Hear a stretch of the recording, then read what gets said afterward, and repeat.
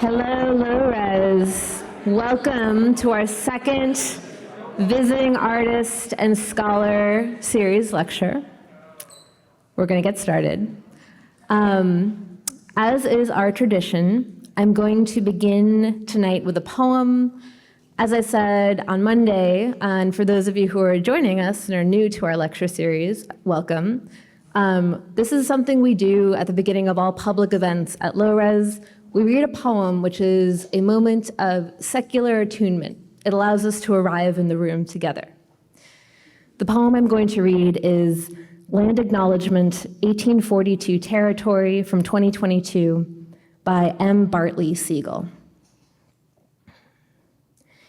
Deep time and song, these infinite nations under cathedral woodland dome, boundless, long as memory, tall as a story spun summer from spring, winter from autumn, sugar bush from trout stream, from wolf hymn, moon to the sun, salt to the sweet sea, all fire, all the branches swaying, leaf and needle, soul seed dirt to green to gold, cued to choir, then snake, the booze hag jig, the winking eye, mowed down to cord and plow, built mine and rail, burnt bar and blade, give an inch, give a mile, give a swollen river of blood, gut shot, call it by name, gone to ground and held on, mother tongue, lost, but come again in word, mana noons, no such thing as a trash tree, just whitewashed hands. Patience is a weapon, is a sign, is a wheel, is medicine, but poison too. Relearn the tell, wigwaz, gizik, bisa dongo, gizwak. Can't duck and dodge the unlearned thing, can't eat a poem, can't dance atop a land acknowledgement. A gravestone by any other name is less than a prayer, still. We could turn east to an island thick-bearded, burl and ball. Our choices could kindle to gossamer, green, quick, between crow's return and chorus, frog. Together, Zagakwa, Isayin, the forest is dense where you are going. Now that we are all here, I am so thrilled to welcome Hock EI v. Edgar Heap of Birds as our artist lecturer for tonight. Heap of Birds is an artist and advocate for Indigenous communities worldwide. His work includes multidisciplinary forms of public art messages, large-scale drawings, new series acrylic paintings, prints, works in glass, and monumental porcelain enamel on steel outdoor sculpture. A tribal elder serves as an instructor, painter in the traditional Cheyenne Earth Renewal Ceremony at Concho, Oklahoma, and is one of the leaders of the Cheyenne Elk Scraper Warrior Society. Heap of Birds' artistic creations were shown in the 2007 Venice Biennale. While representing Indigenous communities, his art focuses first on social justice and on the personal freedom to live within the tribal circle as an expressive individual. His work has been exhibited at some of the most renowned institutions in the world, including the Museum of Modern Art in New York, Orchard Gallery, Northern Ireland, the Cheyenne and Arapaho Nations Reservation in Oklahoma, Site Santa Fe Museum, New Mexico, Grand Palais in Paris, France, National Institute of Education Gallery in Singapore, and Documenta in Kassel, Germany. His art holds a place in the collections of many museums, such as the Whitney Museum of American Art, the Walker Center in Minneapolis, and the Smithsonian Institution in Washington, D.C. Most recently, his work was acquired for the collections of the Museum of Modern Art and Metropolitan Museum of Art in New York City, Forge Project Hudson, New York, TIA Collection, Santa Fe, New Mexico, the British Museum, and the Tate Modern in London, Anchorage Museum in Alaska, LACMA in Los Angeles, and the Library of Congress in Washington, D.C. In 2012, he was named USA Ford Fellow, and in 2014, he was honored as a distinguished alumni from the University of Kansas. During 2020, the artist was elected to the American Academy of Arts and Sciences. He has received grants and awards from the National Endowment for the Arts, the Andy Warhol Foundation, Bonville Stanton Foundation, Pew Charitable Trust, AT&T, Lila Wallace Foundation, Lewis Comfort Tiffany Foundation, and the Rockefeller Foundation. Sharing his expertise and talent with the next generation of artists, Heap of Birds has taught at Yale University, University of Cape Town, South Africa, and the University of Oklahoma. Now retired from teaching at the University of Oklahoma after 30 years of service, he is Professor Emeritus. We are so grateful at SAIC and at LORES to welcome Edgar Heap of Birds here tonight. Please join me in welcoming Edgar.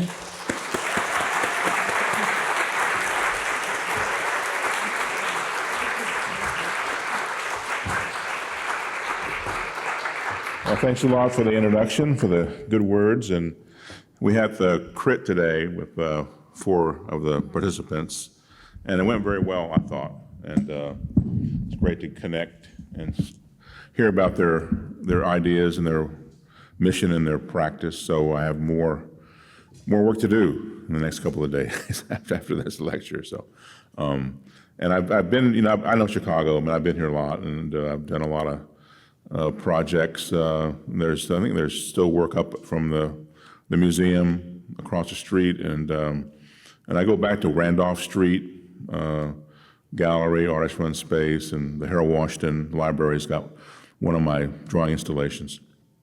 But after hearing, as always, having heard my bio, and that is like an art bio deal, and hard earned. It was earned very, very well. But what I want to do is to offer, I guess, my other bio, and that deals with the ceremony, Earth Renewal ceremony, and we're getting ready to move the camps. Next week, there'll be a big move happening, so the tribe, the Cheyenne Nation is very, very involved with the solstice. And so all these years, I've been in Oklahoma since '80. I never lived in New York. I never lived in Santa Fe. I don't live anywhere but Oklahoma. And it's not for the art, it's for the tribe. And so I've had 4 instructors over my lifetime. And these instructors carry me through all these different ways of learning, knowing, and I'm just really fortunate, that I had this kind of care, that people cared enough about me to take me through these ceremonies, and then their families too. The grandma, when it's 105 degrees, she's camped out there too. So I wanted to acknowledge 4 instructors, Paul Peak Hart, was like a rising up heart, my first instructor for 4 years, Roy Dean Bullcoming, second instructor, another 4 years, another decade. Then his brother, Vernon Bullcoming, who was spent a lot of time in Montana, Northern Cheyenne, Southern Cheyenne, another decade. And then the last, Jasper Walshay, Oklahoma citizen, Cheyenne leader, and so from that legacy, I'm lucky to be able to sometimes be asked to transmit it, and that's what we do. So we transmit what we learn to the new generation. And that's probably the most important thing, I guess, I do is to take care of another young man, in my life. So I wanted to make that acknowledgement. And we'll start with the slide here with the horizon. And it's a very flat, world out there in Oklahoma. The prairie goes all the way up to Canada, from Texas. And so we always start out with this flatness, and you'll see it reiterated in my painting. You'll see it in the beadwork. You see this geometrical flat kind of orientation. And I always acknowledge, dedicate all of my talks to Indigenous women. And I always like to mention that they've carried us so far. They've carried us a long way, when there was no one else. And so my grandmother, Hoitzio, lightning woman, red bird, heap of birds, pictured here with her daughter, Dorothy, my aunt. And she was like everyone's grandma. And I think that's something that's kind of fading, I'm sorry to say, in all cultures. When grandmas were grandmas, when they were everybody's grandma. They weren't individuals, or they weren't really about themselves. They were about the collective. And so Ho'otsi'o has a lot of responsibility, took care of me in a big way as well. And my daughter has her name. You'll see her later. And this is a Lightning Woman's family. She was married to the young man on the far left in the headdress when he grew up. He was Many Magpies, Guy Heap of Birds. And then Grace Big Bear was the grandma in that family in the center. And then in the back, one of the elder kids. But the man with the pipe is Black Wolf. And so Black Wolf would have been Many Magpies' father. And then Black Wolf was the headsman of the Elk Warrior Society, Elk Scraper. And so I've taken, in a sense, his place. But Black Wolf's father was a prisoner of war after Colonel Custer massacred the tribe in western Oklahoma. I've also had artists, mentors. This is Black Bear Bosun sculpture in Wichita, Kansas. Black Bear Bosun was Kiowa Comanche. It's called Keeper of the Plains. And I grew up in Wichita. I was there, all my childhood years and graduate high school there. But I was able to kind of watch over Black Bear's shoulder, and just that he was there as an artist. It's so great that he was there as an artist and kind of led us in a way, led the community as well. He's very prominent for having made this painting called Prairie Fire, and it still remains as a major work of art in the native aspect, where the fire, the people, the animals, they all have the same kind of currency, together. Even the fire looked pretty, in a way. We have this painting, a print of it in the exhibition in Oklahoma City right now, and it's very much like my new paintings you'll see later, the kind of diagonal movement. As I did work as a younger artist, like in my 30s, late 20s, I did a lot of research, and I still continue to do research. And this is called Fort Marion Lizards, and it's a 8x8 piece of wallboard. And I was in the Tata School of Art of Philadelphia, Temple University. But I wanted to work from the prisoners of war, that history, after the Ouachita Massacre. So I found a list of names of Cheyenne warriors and Arapaho, and made a copy of that list on a big board. And so the language was important in that they were captured by the words, because they changed their names. So Heap, Many Magpies, Muyuhunha, Skus, magpie birds, many of them together, became Heap O Birds, and then Heap of Birds. So this is the list from the captain. And so that language is something to get control over, and I certainly battle with that to this day. Here are the warriors in prison in Florida, St. Augustine, Florida. And I've been down there a few times. I make offerings there to support the spirits, and some didn't make it back. And so it's very important to remember those POWs in Florida. And I also make a relationship with Camp X-Ray, which is in Guantanamo, and how that is a similar situation where they're so-called enemy combatants, and there's no juries, there's no judgment, there's no, your day in court. They just hold you on ice, they keep you. And they did that with the Cheyenne and Arapaho people, also some Apaches, Comanches, other tribes, when they were trying to really take over the West. And so they held them hostage. And they killed some as well. And so that made a lot of fear on the reservation about those deaths. While they were in prison, there's a lot of interesting artifacts and legacy of that time. So they made artwork in prison. They're called ledger drawings. This is Bear's Heart, who was a prisoner of war, Cheyenne leader, and he made a drawing here about the onslaught of the horses, the guns, the cavalry coming forward across the prairie, like it was a linear march. And I show it because it's incredibly bold to make a drawing about the army you're fighting while you're in prison. I challenge anybody to do that. If you're in Guantanamo, you're not making drawings about the U.S. Army. You want to go home someday. So, but this man, he did. Here I am at the fort, and I closed it down for a few hours and made an offering, made a fire in the center, brought the ceremonial pipe and tobacco, and made a prayer for the warriors. And it was kind of a tense moment with the guards, but we did get that done. So that time frame in my mind, in my heart, the Fort Marion prisoners of war, 1870, that era, going back to my grandmother's family, Hoitzio, Lightning Woman. One of her other names in her family was Howling Crane.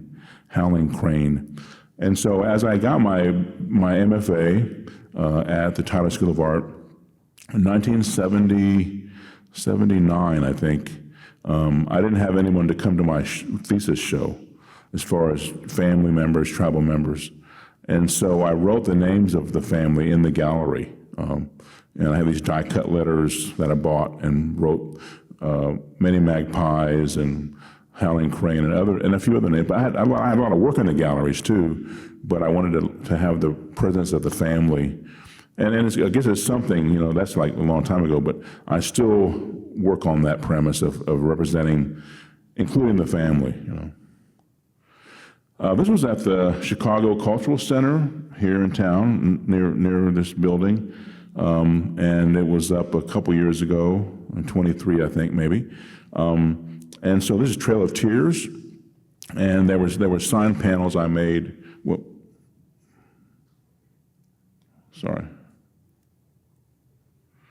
There were sign panels I made for a project in Atlanta, and that's where the Trail of Tears starts, is in the southeast of America, and it comes to Oklahoma. That's where the walk, very, very treacherous, dangerous, deadly walk.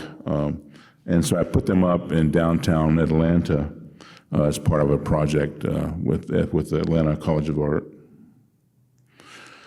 I moved back home around 80 or so. I was in Philadelphia, I had a studio space there. I was showing in New York a bit, but I really had to come back home and learn a lot more. And I've remained all these years. I never lived anywhere else. People think I live in Brooklyn or something. They say, "Where you been in Brooklyn?" Like I'm hanging out somewhere, but no, I visit. The jet flies there, but I don't have to live there.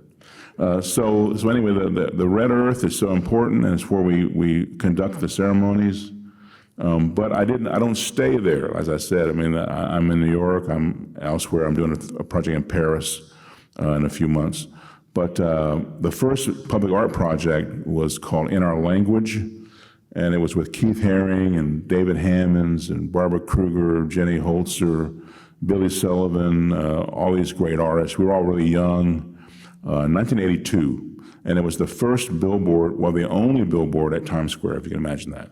There were no computer billboards. There were no electronic billboards at Times Square in '82. So we had a message up. Each artist was allowed to present a message every 20 minutes for 2 weeks. And so when I came forward, I made a message about the white man. And this is just one. I just have time for one cell, but it was a message in like maybe 10 sets, but it was just simple. It just said that the white man is Vihaw, and Vihaw is a spider. And what does a spider do? It traps you, catches you, kind of makes fences, it does all these things. And so the Cheyenne called the white man Vihaw. I also did another project in '88. This was City Hall Park and part of the Public Art Fund. There I decided to work toward representing tribes in New York, and that I really felt it was important to step out of the way and not make a Cheyenne message, but to talk about the tribes that are there in New York. And I did 12 sign panels called Native Hosts, the first time I ever made them in '88, City Hall Park. Mayor Koch was mayor.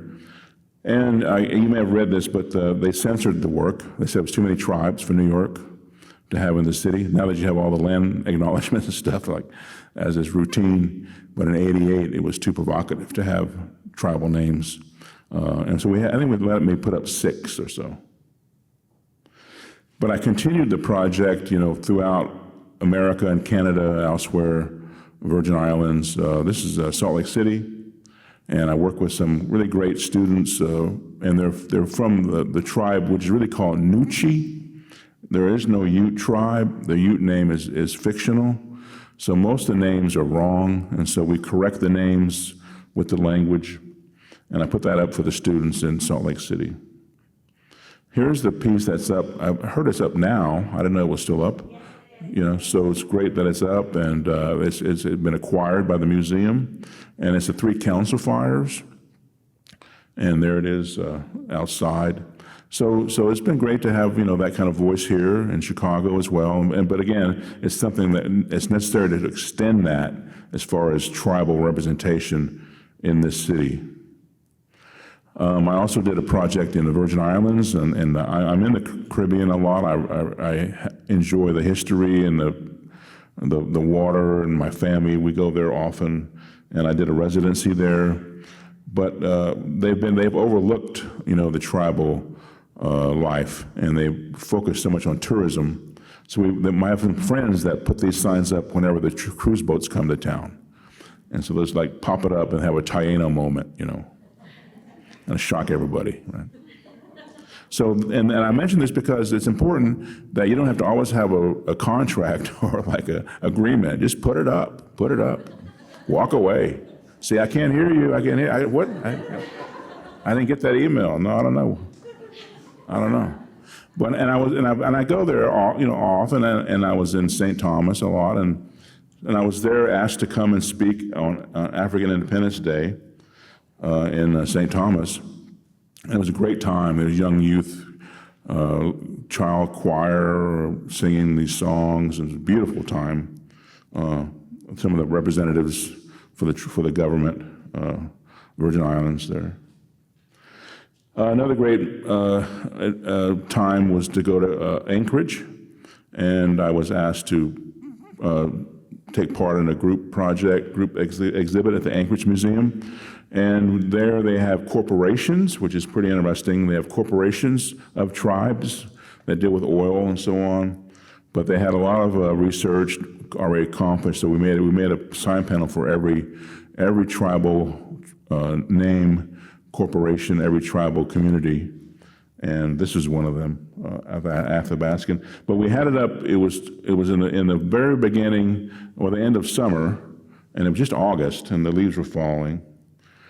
But this speaks to what I do, and I'm very focused on it, is to go forward and be in the natural world first. I went here before I went to the museum to put up the piece. This is a great, wonderful sound and glacier, and so I'm there to witness the spirit of that glacier. And then they were gracious enough to bring that ice on the boat, and then you could actually bless yourself with that ice, which is way back in time. So it's really amazing opportunity, privilege. Just a couple years ago, we did a show with the National Gallery in Washington, D.C., and it was a group exhibition, Native exhibition, and this is just a couple years ago. And wouldn't you know it, that they censored the piece, and they said you couldn't do it, and you couldn't have Piscataway recognized in Washington, D.C. And then we had to sort of push back and quit the show. And then they said, well, please come make it. Please make it. So we got to put it up. And everyone used it for their selfies, and they used it for all of their publicity and everything. So it wasn't this hostile thing. It was informative. And I'm really proud of holding steady to getting the work done and having that piece on the mall inside of the museum. I work often with Indigenous groups, communities, and I really wanted to work in Africa with community artists And I was doing a residency in Rhode Island and working with the Narragansett, Wampanoag artists from the Northeast. But there, of course, it's kind of a provocative term, but then now there they would talk about Black Indians. And they don't like that. You know, people don't like that there's the merging of the races. You know, there's racism in Native America, obviously, against African Americans, and they don't like that it comes together, but it comes together. But they sort of accept the white and the Native to come in together because white's got power, you know. And so I really like that, so I wanted to bring it forward and talk about the unity of Afro and Indigenous North America. So I went to Zimbabwe, I went to South Africa, and I put together this project called Eagles Speak. And these are two eagles, drawings I made. The one on the left is Great Zimbabwe. It's the biggest form created south of the Sahara. If you go to Bulawayo and in Zimbabwe, great rock art there as well. And then on the right, you have the Cheyenne eagle on a shield, and that they actually correspond to each other. The eagles live together. They're not racist with each other. You know, they can accept each other. And so we brought the work back to Africa, from Africa to Rhode Island, and here we have Themegosig Oniwe, an artist from the townships of Cape Town, Everett Tulloch Whedon, who's passed, but he's a great leader, was a great leader of the Narragansett tribe in Rhode Island. And so they got to meet each other. We also have a female artist leader, Cynthia Ross Meeks, and there were four of us, and we created a project called Eagles Speak that showed in Rhode Island. Then we took it back to Cape Town, and we worked with Narragansett high school students and took their work back as well to Africa. So I do work with students, and I've befriended a lot of young artists, and I've retired from being a professor, but on my reservation, you know, I like working with youth and kind of mentoring them with art and other issues. And so this is on my reservation, a place called Concho, Oklahoma, and we did those teepee projects there.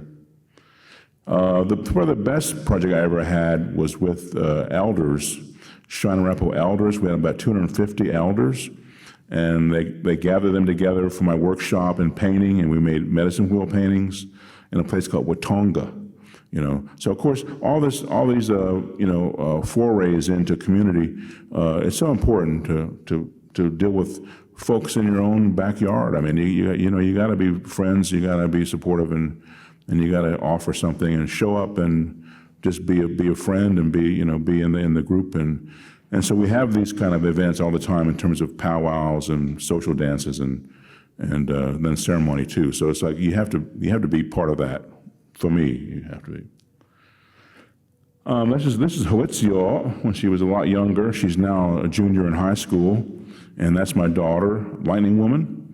Her Navajo name is Desba, which is actually a warrior woman that goes out to fight in a circle and comes back. You know, she's been through the puberty ceremony on the Navajo reservation, and now she's about to launch into another ceremonial leadership role in the Cheyenne tribe. I have a lot of respect, obviously, for what she's doing. She's also a budding filmmaker, artist, high school student. But I took her to Denver, Colorado to see Wheel, my sculpture there, which I think started in 2005. And it's a medicine wheel, 50 feet across, it's like 16 feet, I think, tall, 12 feet above ground, 4 feet below ground, porcelain and steel. And it's an autobiographical story about the reservation, the prehistory, the fighting with the cavalry, the prisoners of war, and all these things about coming back to the ceremonial circle and owning that again. And education's in part of that too, higher education, but coming back to be a leader in the ceremony again.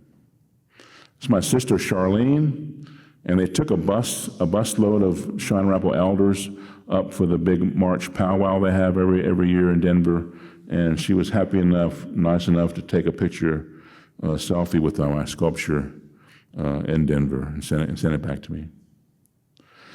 Here's the Red Rock again. So again, I'm telling this story and the way life is, but it's not polemical extremes. It's always connecting back. Always in it. You're in it. You're in it. You see the redbird come, and it's good luck. You see the redbird all the time. The trees are so important to my practice and life. The juniper trees, and if you kind of looked at this tree, and you could turn it over on its side, and it would be moving with a point going to the right. You might get the shape that has become what I call the Noof series. And I worked a lot in Maine on Bar Harbor with a great benefactor, Kippy Stroud from the Fabric Workshop. I did a silk scarf for the Fabric Workshop. Later I became a resident artist every summer with my family in Bar Harbor. And I painted in this old barn, which is a great studio, and made these Noof paintings about this movement, in the trees. That's the studio in Oklahoma City. I own a building where my studio is, and we have a big exhibit now at the Oklahoma Contemporary Arts Center, a retrospective, about 500 works, and 4 of these paintings are in the show. This is sort of a medium size, like 36 by 42, I think, Noof series painting with blues. And it was done with guidance from an elder from the Tongva tribe, who was an elder in the LA area. And she asked me to make a project about blue and the renewal of water and sacred sites. So water has become very important, obviously, just to be buoyant, and to be in the sea, to be, this is Bali, Lombok, and Indonesia, could be in South China Sea, could be off of Koh Samui, Thailand, but also in the Caribbean. But the coral and the fish have started to inform my practice, but it began with the Great Barrier Reef in Australia. This is the volcano, Bali volcano. I'm in the ocean off of Bali, a place called Lombok, looking back toward the volcano. I made a lot of work, and I continue to do so in Hawaii, and I paint on wood panels now, some small wood panels, and I take them with me, and I travel with my family, and then I paint in the mornings. So on the lanai, I'm making these small paintings. I've made a lot of them all over Mexico, Caribbean, Hawaii. I'll be in Hawaii at the end of July making torn paper collages. And so there's 2 of the paintings with the Tongva elder, that guidance. And then the vase is from the Venice Biennale, glass blowing I did in Murano.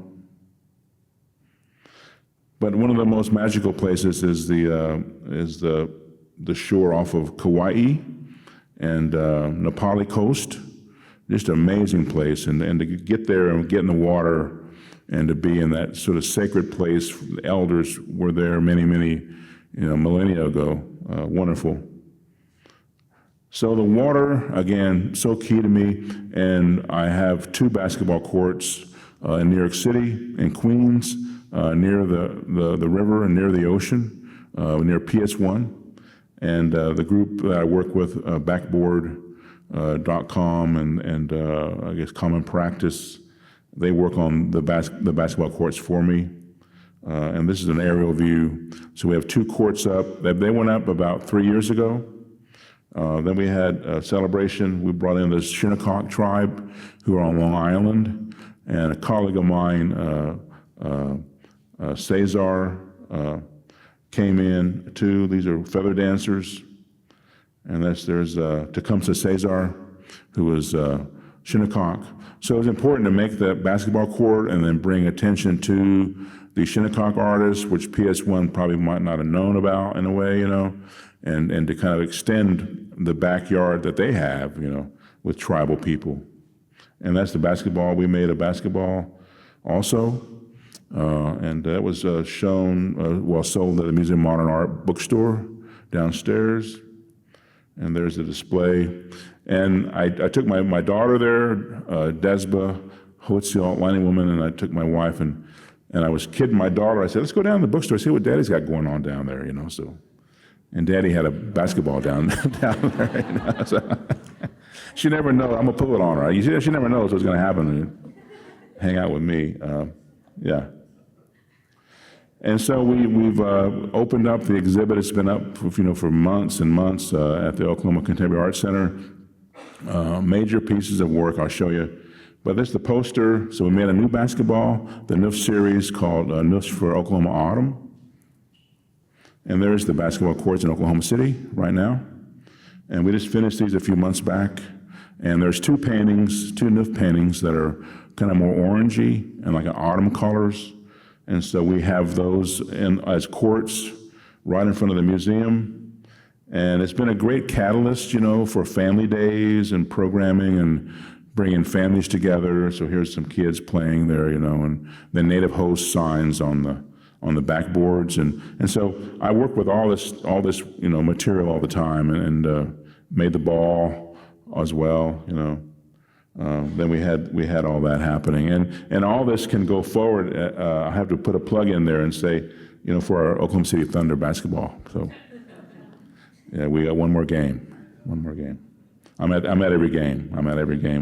Down on the lower level, And there's the ball. So I like the ball a lot. Yeah, and my mother has all these balls in her living room. So we have my own little show at my mom's house on the reservation. One of the really interesting projects going back to '95 was with Fiona Foley, who's really an amazing artist from the Eora language group in Australia, from Fraser Island, which is kind of over by Brisbane on the east side. And so the museum is right in the center, the building toward the back. I can get this thing at point, but. So I was doing a residency right there. I did about 3 or 4 in Sydney and Adelaide, and also was in Queensland, which I like a lot, the Great Barrier Reef. And so we actually had a reception here at the Opera House. But anyway, Fiona said she wanted to make a piece, a word piece that dealt with Captain Cook, and he landed right here. That's one of the first places he landed, as I understand it. And then a little footnote to that, he went to Hawaii, he made that mistake, and they killed him over there. So you can go swimming where they kill him. It's kind of a nice place to go. You can go snorkeling up over there. There's a little monument, But he messed with those warriors. Don't mess with those warriors, man. That's the last thing he ever did.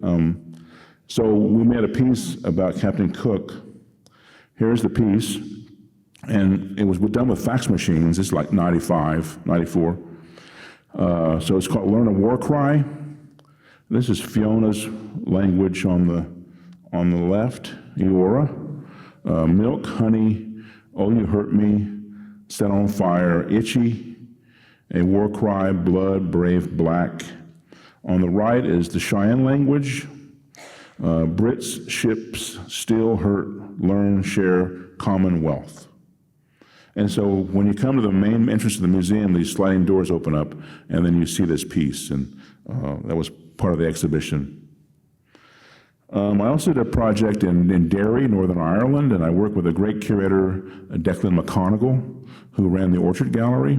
Later, he ran the Irish Museum. He was also at the ICA in London. Really a visionary, and a very tough place to curate because they were blowing up cars and stuff if you were working with the Brits or against the Brits. It was like all this sort of reverse terrorism going on, But he stood strong, and he had a young child with him as well.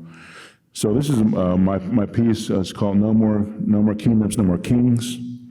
And it was done right where they had the Sunday Bloody Massacre Sunday, where the U2 sings about. There's a kind of a square area downtown, in the middle of town, and I was living there in Derry. Jimmy Durham was there as well. We were both there. We had shows in London and then also in Derry. And this is my piece for Texas.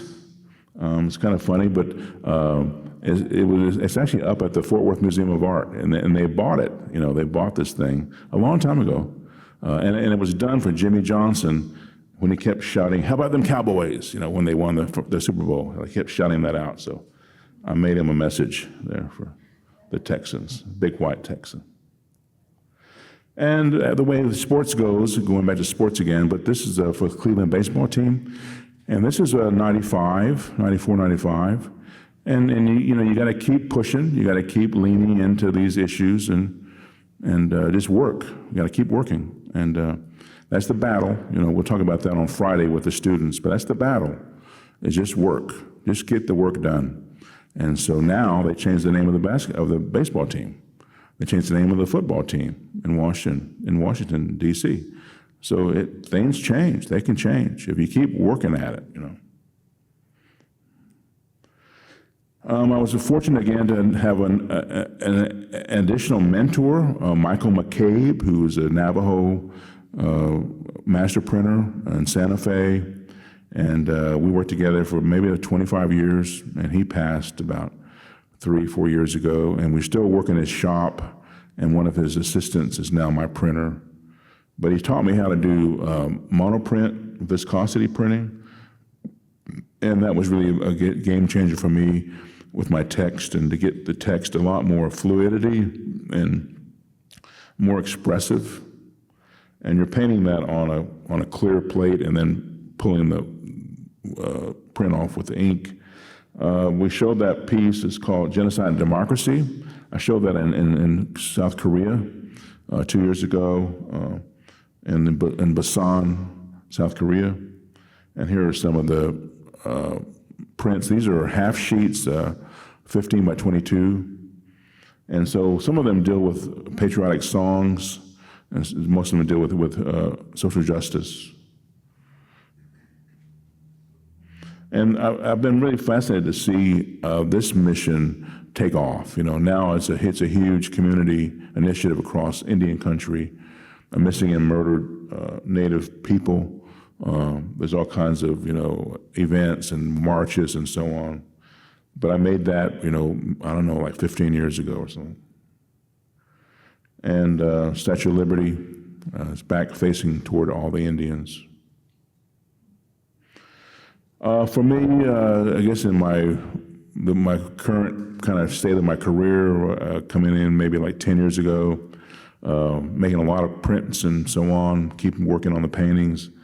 But the exhibit at Site Santa Fe, the Site Santa Fe Biennale, probably like maybe 6 years ago, I don't know what the date was, but and then PS1 came they helped curate that project, and then they took the work to PS1, and then I had a solo show at PS1, and then Agnes Gund, who's like really a super supportive patron of the arts, organized the collection of 48 of my prints, and then they showed it at MoMA.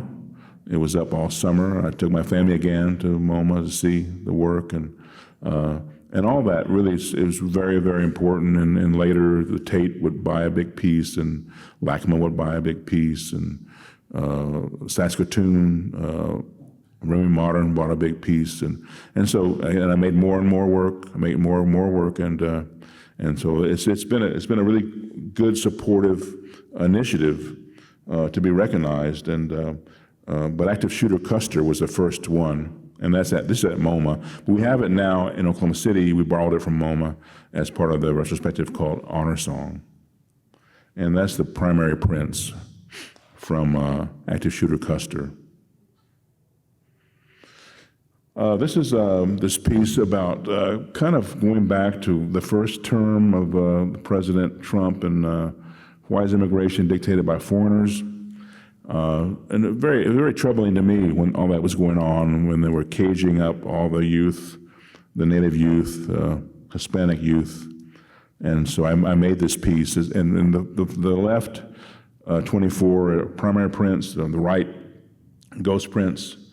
And I was working that way. I ghost every print, and then we kind of defy being a ghost.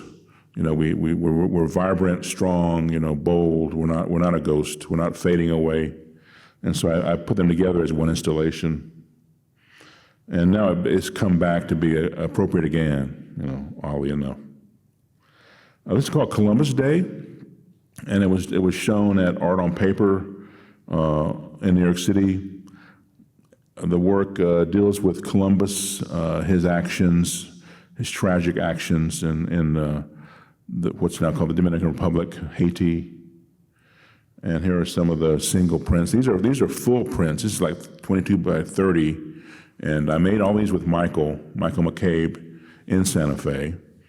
And I researched, Columbus's misdeeds, but I went to Santo Domingo, and I was there complicit as a tourist. I have to say, I was there with my family, and we enjoyed ourselves, but then it was this horrible kind of history that was a shadow over you. And what they did to the tribes to look for gold and all the brutality. And then I was asked to work with Art in America, and a really great editor there, man, a great writer. So he and I worked together, and I made this print with Michael McCabe. I made a series of them just for the cover of Art in America. And I guess that at that point it was an issue about Native art, the future of it, some of the past, and again, working hard, pushing, leaning on things you need to lean on. And would you ever think that I could flip America backwards on the cover of Art in America? I bet against it. I'll give you all my money. No way. No way in the world. No way in the world. And we were flipping the whole title, and then William Smith said, "Well, Edgar, I've got some bad news." That the U.S. Postal Service said we can't deliver that. That's new. That's a new title for a magazine.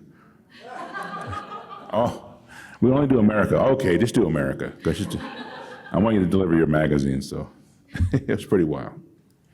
And then I've done etchings. Also, I do a lot of etchings, etching plates in L.A. And then I print, in Santa Fe or in Oklahoma City. So that's a magnesium plate. I do not dance for pay. And we did some really great embossing too. I really like this a lot. This is a embossed board from a great paper maker in Indiana called Twin Rocker. The best paper people in the world. Really great group, great. And here's an installation with Do Not Dance for Pay, and I'm working with these are all etchings, and then I'm doing the printing with the plate, and then I'm coming back but first doing a background treatment on each piece of paper separately, then coming back with the plate on top of it. And I've done that a few different times, but I like how this stridation happens, so I'm very involved with the nomenclature, the technicalities involved, the technical issues in printmaking. I'm not really about making an addition, but I do have a few lithographs, but I'm not making additions. I'm really making I'm making a painting. I'm a painter, so. And there's another one, Tribal Lives Matter, a little bit bigger. And again, these are all etchings, etching magnesium plates, and then doing a treatment on the background of the paper, then coming back with the sort of seeing through the etching process. So the space, as I understand it, is the color of the word. So there's space in between, overlaid over the kind of the striations and throwing the paint down. And that was done in Santa Fe with another printer, different printer. That's what just throwing the paint on top of it too, another layering. And I did a project recently, I think it was last year in Pittsburgh, and really great effort there. Kind of a community-run project with this very curious fictitious museum space that does not exist, And so all you do is make the billboard out front on top of the space. and then there's nothing in there. There's nothing inside. There's just, so it's really cool. And then you need to make a poster and send it out. And people said, I want to come to Pittsburgh and see your work. I got the poster. It's really cool. Like, there's nothing inside. It's all fake, you know. It's a joke. It's a joke. I like the joke. And so I made that piece, National Museum of Broken Treaties. And so you get the first line given to you, National Museum of, and then you complete it, you know, and I put Broken Treaties on there. And then we have this in the museum in our Oklahoma City, you know, exhibit. We have the video and a young man reading a poem we had commissioned to be written about Native activism. And then I'm very proud to say that, you know, a big part of what matters is how you can be forthright, and if you do have tiny bit of wealth, things, you know, you're having things collected and so on, well, then you should probably give away the money, you know. So I was able to do 2 endowments, big ones for me. One was at the University of Kansas. And so now there's the Edgar Heap Family Gallery at the University of Kansas, and that will actually create enough investment to have a Native American show at KU forever. So every year there's an annual Native American art exhibit. At Temple University, Tyler School of Art, where I got my MFA, there's the Edgar Heap Family Gallery. It's not the whole gallery. I couldn't buy the whole gallery. I didn't have that much money. So they were pretty hardcore. They wanted so much money for it. I couldn't afford it. So I got a corner of it. I got that over here, you know. And it's all about how much scratch you got. You haven't want the whole thing? Yeah, we can give it to you. But so I've got a good section, and so I showed that I did the first show myself, and then this year we had the second exhibit. It took about 2 years to gather up enough interest, money, and so a really fabulous artist, Norman Akers, Osage artist, lived in Philly for like 4 months. He probably just moved back home now to Oklahoma. He's a professor at KU by coincidence. But he made great work there in Philly, and it was a big game changer for him. He told me, I saw him in New York City. He said, Edgar, this is the best thing that ever happened in my life, to have this residency and have time to work and be in the East Coast and, you know, all the things, your networking and all this stuff, but to have time to work, you know. So I'm really proud of that. And so we'll probably be having another call for artists, looking for a Native artist, and in the spirit of my work, I guess, and in the next maybe 2 years from now. And these are some community members that came to celebrate the opening of the gallery. So it's great to have that going on, and to help, you know, people that need the shot. And it's a thing, obviously, we can all sort of what I call being a crybaby about things, but if you don't help it, what good does that do? I mean, like, if you take issue with something, things are going bad, well, let's try to work on it, you know, let's change it. You know. One of my favorite pieces that's up right now at the Oklahoma Contemporary Art Museum, the Honor Song, is a piece about plants and the medicines that plants bring to us. And so I brought printmakers together in Santa Fe, and this is after Michael was gone, but we did prints with the actual plants on the plate. And then I had all these names of medicine plants, and that's what we have on the wall. On the left, there's 24 primary prints, and then on the right are the ghost prints. So it's kind of right down the middle here. But I'm changing the paper color, you know, and I'm really into this, you know, heavy duty. So I'm making this real beautiful. I think I like this better. I like this better than that, you know. That's the primary, but I really like the nuance of, we got blue paper, brown paper, you know, all the primary prints are on white paper. So we really flex with all that. And I'm going to Santa Fe again in about a month to work on some new work, and it'll be even more different than this. So there's I guess the ghost, and those are all medicine plants there. I'm also working on the Noof series, but in another reiteration, this time on wood panels in the small, like 12 by 16, and probably I'm in Albuquerque with my family. I'm in Hawaii, and I'm making the 4 small, and Noof means 4 in Cheyenne, so I take 4 platforms with me, and in the morning I build these. And so these are all torn paper collage pieces with paper that I purchase, and I tear it. So it kind of moves it into a different tactile quality of the painting can get manneristic and stylistic, and so I like to be able to just tear it and stick it on there, and you need to layer it as well. And these showed in New York at Candace Maddy Gallery down on Bowery. They're still in New York City. I think I've made 16 of these now, I think, and I've got more to do. This is Miss Harjo, who is the Miss Indian Oklahoma, and she came to the opening of my retrospective called Honor Song, and I think it's a really great picture. She's standing by one of the Noof paintings from 1995. And here's just some shots of the show up in Oklahoma City, and we're trying to tour this show. We're having a little bit of trouble, honestly. We have a great book coming out, though, on Radius Press, a big art book's coming out in probably like 3 months. But we don't have anybody to take this show yet, so spread the word if you can. And we've got the vases from Murano and the big paintings, the big Noof paintings. Also, we got the powwow chair, which I like a lot. There's the powwow chair.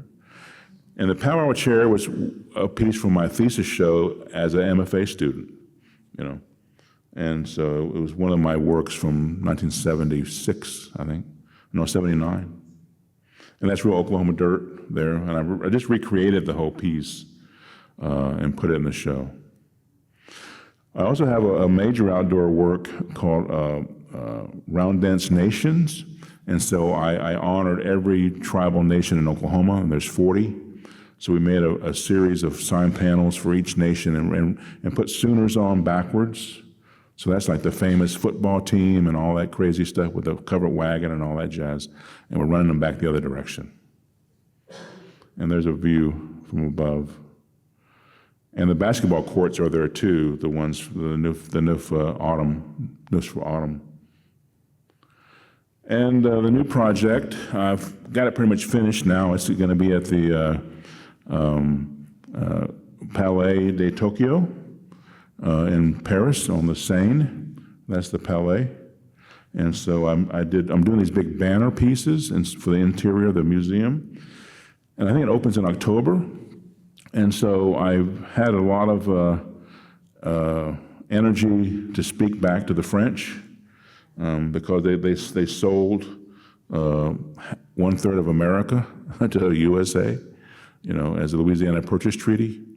And then also they gave them that funny statue in the harbor, that lady with the torch, and her back's toward all the Indians, and so this is about the Statue of Liberty, so Empire, no Liberty. So this is going to be 12 feet tall in the Palais de Tokyo. When you come in, there'll be 2 big walls, and there's a catalog and all that's happening, and I'll be there. So, and there is the Louisiana Purchase Treaty about being a magicians of sales, basically, so the eagle of Napoleon's eagle and so on. So that's 12 feet tall. Be in Paris. It'll be up for a year, I understand. The show is a major show, and so it'll be there for a year. And overall, my moniker is this: natives survive in spite of the empire. We keep pushing back. We keep making our ceremonies. We keep using the sage, and we keep using the plants. And the main thing is you got to keep your family. Keep the family together. So I'm proud to have that with me in life. I want to close with a short, like a 4-minute video, and it's done with 2 Navajo artists from New Mexico, and I'll try to get to that here. Shut this down.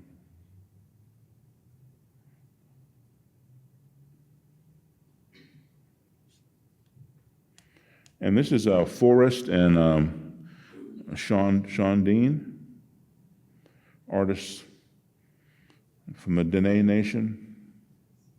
And it was done as part of Art Basel about 4 years ago.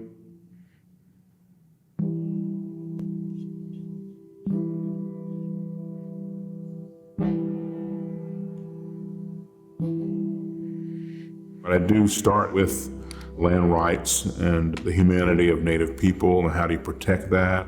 And so it's not a theme.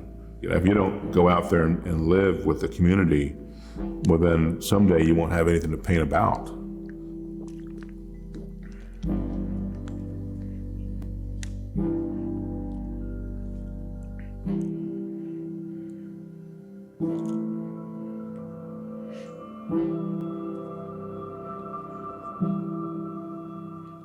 I think you've got to be somewhere near the natural world to have information and the inspiration and the spirituality that you need to make art. And that's where I get to the words, paintings, shapes that I make. Those all came from the land out by Gary, Oklahoma. So we have a very flat kind of reality from the sun, rise, sunset, storms coming and whatnot. That flatness is what I come out of traditionally. The imagery comes from the land, sort of these tree shapes or bird shapes, or someone call it feather shapes or cloud shapes. I work with what I had, and my grandmother probably raised me in my life, so she was very strong to give me those visual kind of clues to be more politicized. The ghost prints are very important, and that's what is a technical phrase from having a plate. You can have all kinds of plates to make prints with. So then you paint and you ink it up and you pull a print, or you lift up one sheet of paper after putting it through the press. That's called the primary print. You put another piece of paper on it, put it back through the press. That's called a ghost. The primary print represent who we are as Native people. Bright, vibrant, strong, clear. You think we're like the ghosts. You think we're gone. You think we're absent. You think we're hard to ever see, but we're really like the bright primary prints is what we're like. And so, but I put them together as this absence and this presence together. And that's what I do with all my work. I ghost everything I make now. And I use the ghost as a kind of political stance. As an elder artist, you're lucky and you're kind of gifted if you can generate your own visual form and then it follows you or you follow it.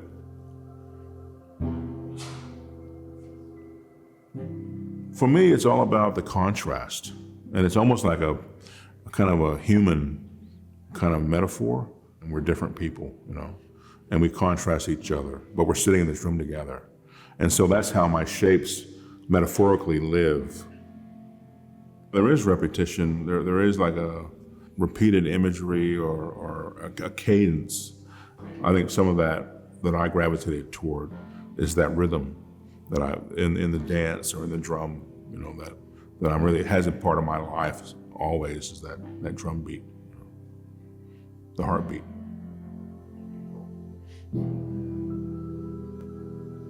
Every day, my mission is to put 4 shapes on each platform. So I sort of keep the cadence of, I guess you'd call it a sacred number, but it's just a method of working that ties back into where you are on the planet, the extreme sun rise, sunset, the solstice markers.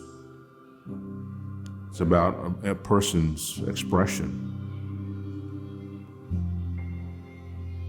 I'm not really like a slave to the market, as I said, or the media, to be used like a tool, to talk about, land rights only. You have to put the work out there to have a full description of yourself and be a human being, be a personality, have sensuality, have, sorrow, happiness. It's the range of emotions and sentiments. And whereas in the past, Natives haven't been allowed to do that.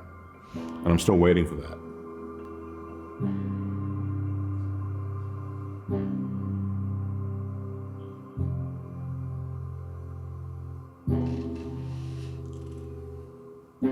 I also brought some cards over here on the table if anybody wants to take some remembrances of other projects. So thank you.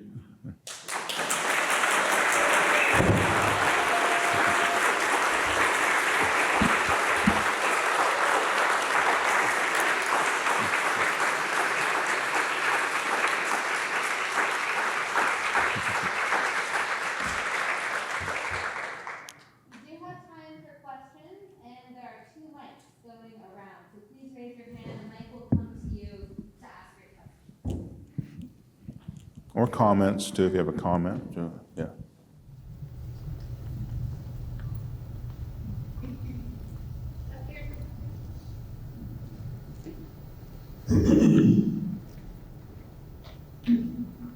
Thank you so much. You spoke about research in the beginning, and I'm wondering if you can talk a little bit about your process in doing research on these events that might not be recorded or might be misrepresented in the historical record. Yeah, well, it's pretty complicated how to do the research. I mean, there's archives to access. There's also just like some video things from elders, just them talking about certain issues like the plants. Although I wrote a lot of books about plants, and I don't really read that much. I just kind of listen to what the elders told me, and then I worked on from their perspective.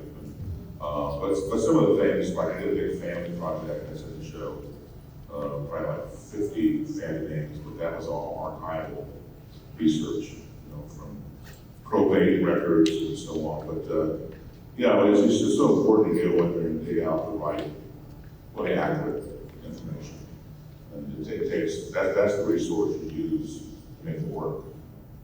And you might not be able to find it easily, but you got to go create it. After the Biennale, it was about Buffalo those warriors that died under his care. And so we did the whole project in Venice and the glass as well. And then we took the train, my family was with me, we took the train back to Paris. And I spent 2 days in the Paris morgue looking for photographs of Sioux that had died in Paris. And I knew they died in Paris. I had the research, but I didn't have the names. But I wasn't successful at finding that in a couple of days, but I tried. I did find only one of Clark's nephew, who was an ethnographic photographer, and found portraits of the warriors as young men in Paris. So all that's there easily, revealed.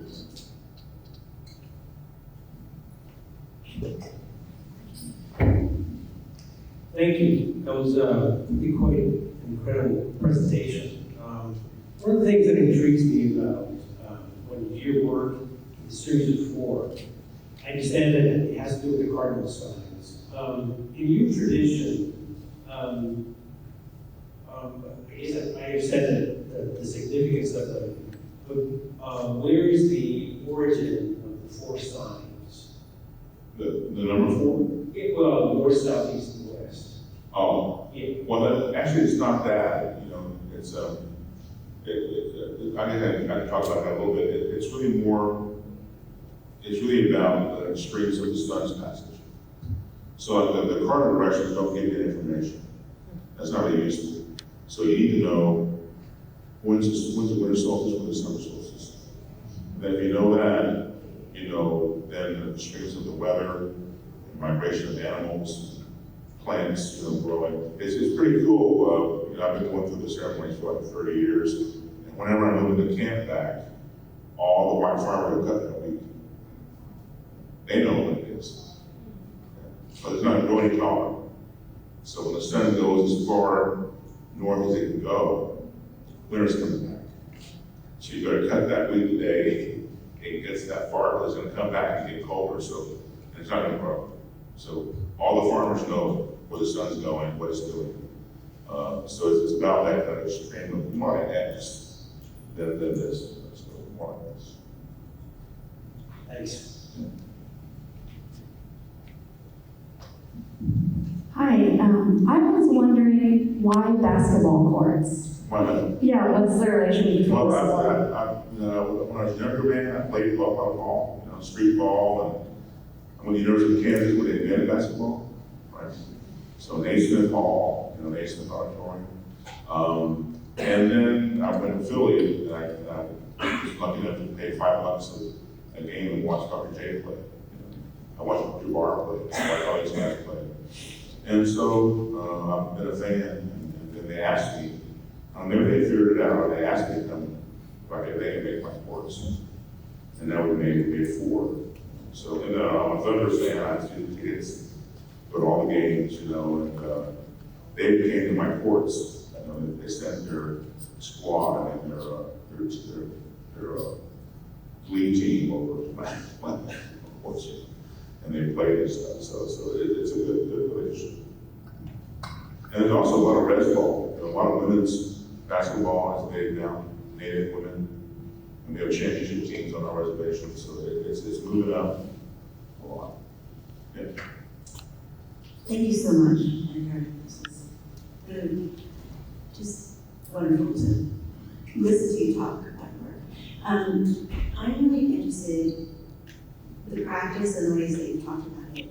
Is various different platforms for distributing a generosity of knowledge. And when I think about the basketball courts, I think about being present, playing on the courts, and with the backdrop in a way in which knowledge can be kind of embodied, like being with that knowledge.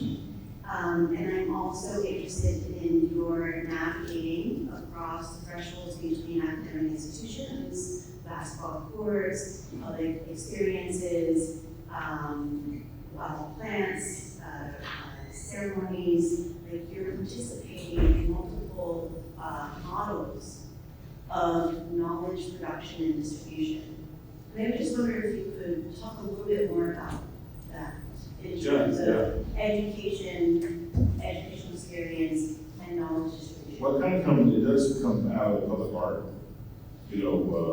framework, and even to 88 when I did the Native Post sign, or 82 when I did the Times Square piece, to where the rubric changed from, I was kidding with some students today about like the cooning and Pollock, and they call it that naked light bulb, with all their inks, one light bulb and painting away, they're suffering, and then maybe that was productive at one point, but it's not really a good model to have, that you're going to be suffering all yourself by yourself.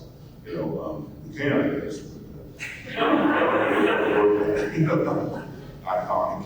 But I do it on my own, but you want to have something that engages community and welcomes people, families.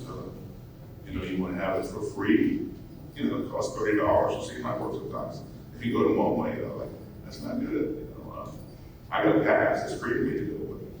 But, you go there to pay a bunch of money. So the basketball courts are always free, and they're always open.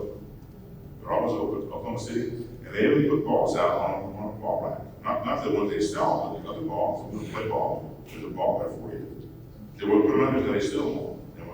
But when I put any more out there, but I mean, anyone stole them, then you can go play, So it is like being generous, I guess, and being respectful, and give that to the community to use. And we had a wonderful family day one Saturday, and a lot of stuff was going on, sidewalk painting, or chalking, and all this, food. A lot of community members came out, just shot around, had a good time. And then also happens I don't really know about, because they're there all the time. And then it was so prevalent that my guys that built the courts had to cover up the goals with the visqueen, with trash bags. Because they were trying to paint it, they wouldn't come play, they would come play. They were painting, they take the goals off, unscrew them, put them away.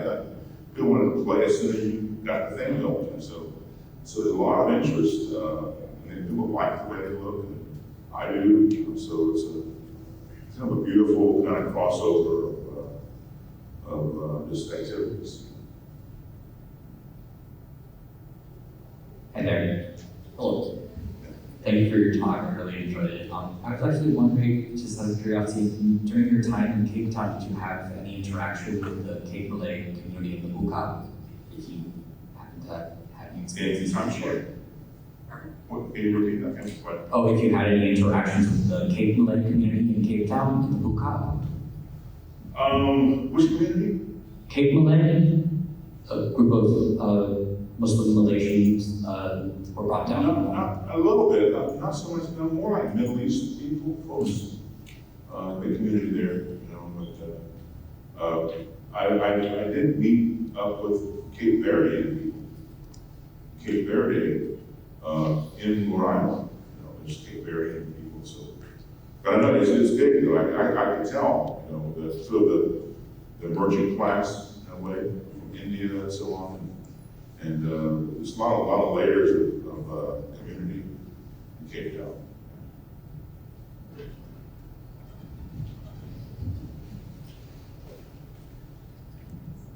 Thank you so much, Edgar. Your use of language is so specific in your work, and I was really struck by the use of the word host. And I was wondering if you could tell us a little bit about how you came to choose that word and what its resonances are. Well, there's an interview coming out pretty quickly with Bob Magazine, and worked on it quite a bit, Sarah Reisman and myself. And we talk about this in that interview, and it goes back to, again, being in Rhode Island, how in the 90s, and I was a guest of a Wampanoag artist or elder, and he took me down to Kingston. I gave a talk at the University of Rhode Island. But I gave him the floor because he's an activist. He had a radio show at Tufts University. I thought he might want to say something about what he's up to. And the first thing he did was he kind of asked if he could talk because it wasn't his territory. He was up from Massachusetts, and he was down in South County, and he wanted to say, you elders that are here, you know, Narragansett and so on. And I was really struck with how gracious he was, that he you know, asked. And then you gotta know that, well, they might not like him, you know, they might, he's not their nation, they'll pick on him, and, you know, have a bad experience. So I thought about that up for a long time, and then when I got those small commission for the Public Art Fund, I decided to make that the host, and I got the host about that I was, the point is, I'm a foreigner in New York City, you know, in a tribal way, or when I come to New York State, or even being up here with the 3 council fires, you know, this is a shy place. So I honor them by making their name here in Chicago. So I'm being inclusive about it too. So there's no Native America, there's no Native tribe, they're all individual nations that don't really get along, right? So that they have their own respect, their own ways, and you gotta understand that, you know. So as I come, I'm another visitor, you know. So that I hope certainly all the non-Native people can figure that out when we make those pieces, that they've got to own up to who is the real host.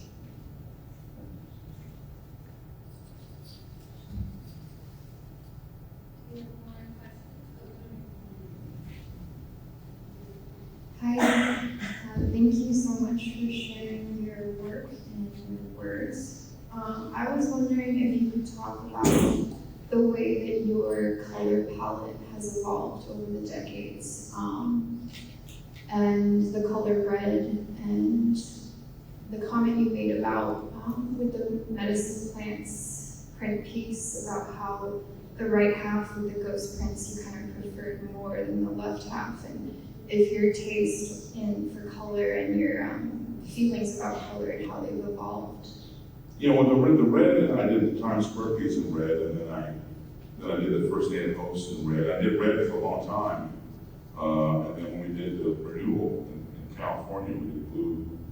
Then I've been changing it. Now I do multiple colors of installations as well. So it's been kind of an evolution. But the first thing was sort of this radical blood color. And I did a lot of prints too. My prints were all red. The ones at MoMA are red, you know, at the Tate are red. And then now I did the plant, ones by plants, they're all green and brown colors. And so I've been able to move along and have a kind of transformation along with the color. And I'm going to make another big move next month, you know, with the big prints. That's my new ideas about color. So it kind of is there when you're ready to make another shift. You know, everything should be in play, and you should be able to make a move a different way, be able to pivot, you know, a certain way.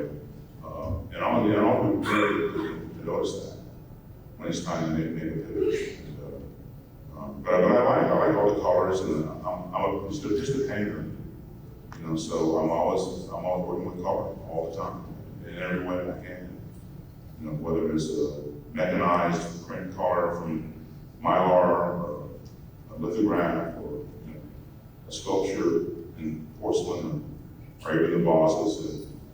And from Morocco, there were blue ones, a lot of blue, very beautiful blue vases we made in Italy too. So anyway, it's like a palette. It used to be more of a political stance, and now it's gotten to be more of a palette. It used to be, and I'm still getting the work done, but I can use a multiplicity of color.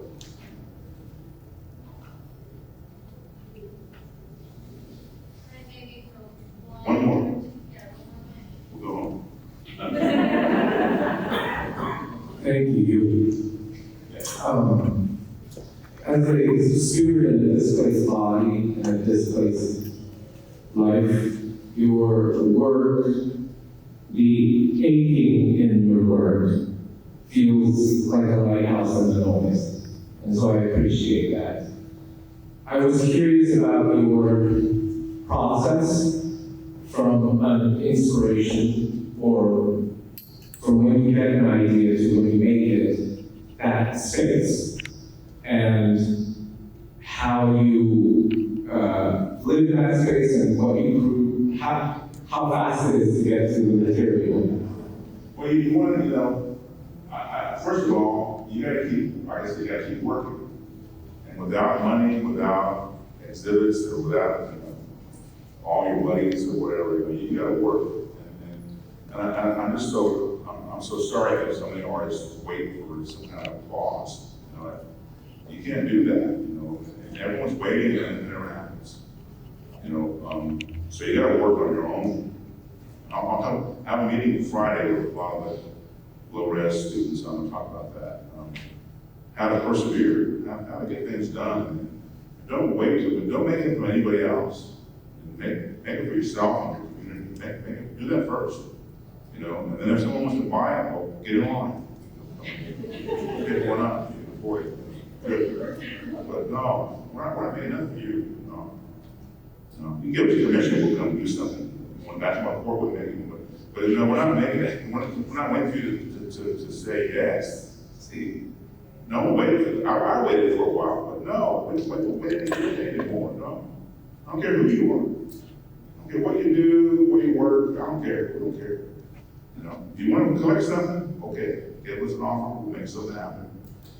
But we're not doing it for them. You know, we're making it for what we believe in, and we're going to probably do it without any support, even today. You know, like the prints I make, I got to pay the printmaker. I got to drive down. I got to do all this stuff. You know, and we'll get it done. We'll get some new pieces, and maybe eventually we'll sell for $250,000, and I'll give it away or something. So it's that kind of thing where you got to really be independent. And I think that's where, for me, as a Native person, that's sovereignty. You're sovereign then. When you can tell that gallery in Chelsea, take a hike. You know? Take a hike. No. Don't come to my studio and try to make a garage sale. Make a bunch of money and give me half. No. I'm not taking half. And in fact, forget about it. We'll negotiate 70-30, you got mad about that, and then go home. Forget about it. We don't need that. We'll lose money. So all that kind of, you know, tension is about not having independence.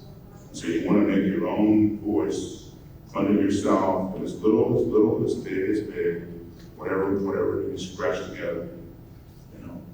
And so within that framework, keep the ideas in your back pocket. You know, have a handful, and the ones you care about, because you never know when someone's gonna say, hey, can you make this, or a printer wants to print with you, and you can make another big piece, or some new ideas with words, or someone say, let's make a basketball court. Okay, I got a couple paintings over here. You know? So for me, it's a matter of having maybe 4 or 5 ideas. The piece, pretty funny, the piece in Paris, in 1989, I was asked to do a piece for the Pompidou Center. And the show was called Magicians of the Earth, Deletere. And I told him, okay, it will be lettered. And I said, I want to do a piece about the Earth because you sold 1/3 of America. And they said, not that kind of Earth. No, we're talking about, feathers and mud. And so they kicked me out of the show. And I had to go, I was teaching at this university, I had a part-time job. I didn't even read French. I take it to a French professor. He said, why are you here? So I said, I can't tell the show. I was trying to tell you. He read it to me. The Pompidou said no. Oh man, I had a big lip. I was confident. And that was in 1989. And then last year, the Palais in Tokyo said, we want you to come and make this. What do you have any ideas? Well, as a matter of fact, I did have an idea.